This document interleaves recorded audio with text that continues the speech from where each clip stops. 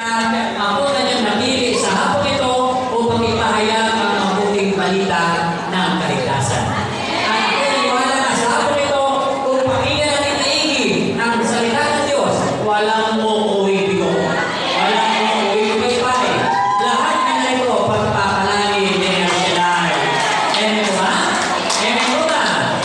Mga kapatid ko, dito sa Biblia, may babae dito na 12 taon nga nilulugo.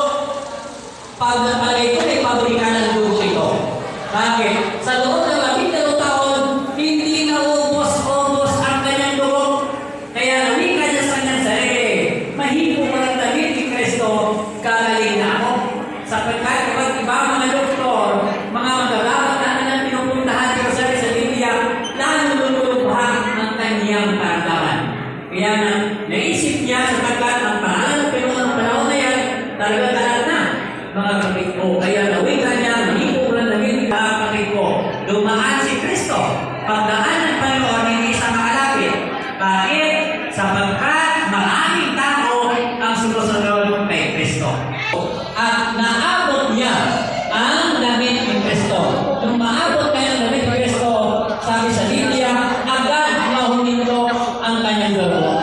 Ibig sabihin, mga kapatid ko, bago inyakuin si Kristo, siya ay tinudugo pa. Noon, mga kapatid ko, si Kristo